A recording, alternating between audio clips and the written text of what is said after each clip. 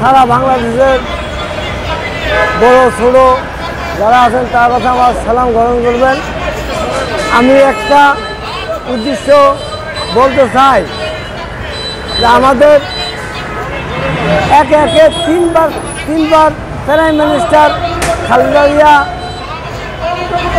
বাইরে রাষ্ট্রে চিকিৎসা জন্য গেছে, চিকিৎসা করেছে, 4 মাস বাদে সে বাংলাদেশে আসছে।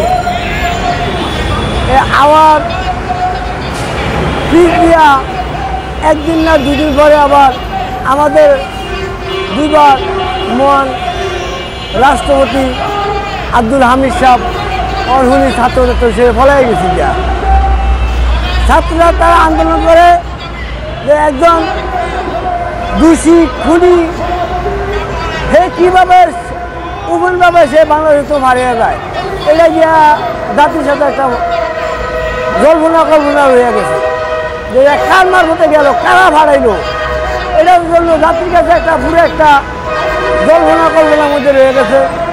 তারপরে সে খালেদা জিয়া আমাদের 3বার প্রাইম মিনিস্টার খালেদা জিয়া সে 2 কোটি টাকার মামলায় সে 5টি বছর কারাগারে আছে। তার চিকিৎসার জন্য আমরা জনগণের মাঠে এত আন্দোলন করছি, মাইল খেয়েছি, বিড়া খাইছি, জেল খেয়েছি, তার সুচিকিৎসার জন্য তার বিদেশ পাঠানো, তার চিকিৎসা বাংলাদেশে আছে, তারে মারবার জন্য বহু চেষ্টা করছে, সেরে একমাত্র মারতে পারে না। আল্লাহর রহমত, আল্লাহ নিজ দোয়া আছে, তার যা বাংলাদেশের সবল জনগণের তার সুনজর আছে, এই কারণে তারা সেই উচিত আল্লাহ পাক তাকে বাঁচিয়ে রাখছে। তো একজন সুস্থ ব্যক্তি সে একজন মার্ডার মামলায় সে আসামি হয়ে সে এয়ারপোর্ট দিয়ে বাইরে আসতে চলে যায়, এটা যাত্রীর কাছে এটা তামাশা মতো দেখা যায়, কিংবা আমার কাছেও এটা তামাশা মতো দেখা যায়। কি করবো, আমাদের যারা গণ আন্দোলনে শরিক হয়েছি তাদের আমাদের মূল উদ্দেশ্য হলো আমাদের ভুল হয়েছে একটাই, কেন আমরা মিছিলের পিছিয়ে আমরা করলাম, মার খেয়েছি, বিড়া খাইছি, প্রেস খেলাম, তাতে আমাদের ভাগ্য পরিবর্তন হইলো। শুধু আমাদের কর্ম করতে হলে খাইমু, না করতে হলে নেই, এই হইলো আমাদের ভাগ্য পরিবর্তন। আমাদের বলার মতো কিছু নাই এই দেশে। টাকা যার আছে তার দিকে, যারা আছে ক্ষমতা তারই তার দিকে আছে, টাকা যার আছে তারা যে ক্ষমতা আছে তারই তার দিকে আছে।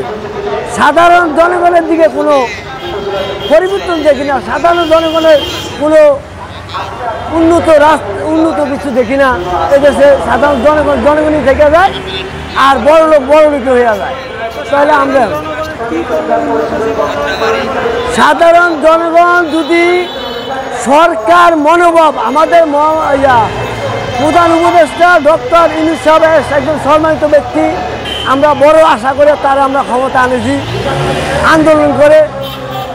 সে যে দুর্নীতি টাকাটি যেভাবে বাইরে আসতে গেছে, যেই দিনে দুর্নীতি করে বর্তমানে বাংলাদেশে আছে, এই দুর্নীতি টাকাটি যদি লইয়া তাতে সরকারিভাবে আইনা যদি সারা বাংলাদেশের গরিবের মধ্যে যদি সে বিতরণ করে দেয়, তাহলে দেশ আমার মনে হয় যে পরিবর্তন আসা বলে, তাহলে দেশে গরিব থাকে না, সেটা করে না, যাদের পকেট হয়ে পড়ে, কথায় কাজে কোনটা মিলবে না। নাহলে যেই ধরনের টাকা কোটি টাকা বাইরে চলে গেছে, বাংলাদেশে আছে আত্মসমনে, তাদের টাকারই কোনো উদ্ধার কোনো খবর নাই, শুধু তামাশাই চলে। তাই কী করবো, দুঃখজনক ব্যাপার। আমি একজন শ্রমিক, রিক্সা চালক, আমাকে বলার কিছু নাই, আমাদের শুধু বলার আছে এটুক আফসোস যে কেন আমরা আন্দোলনে নামলাম, আন্দোলন লাইন না শুধু পাইছি এটুক নাগরিক অধিকার, এই প্রেস ক্লাবের কথা করার মতো অধিকার পাইছি এটুকুই, আর বিনিময় কিছুই পাইলাম না। আর আছে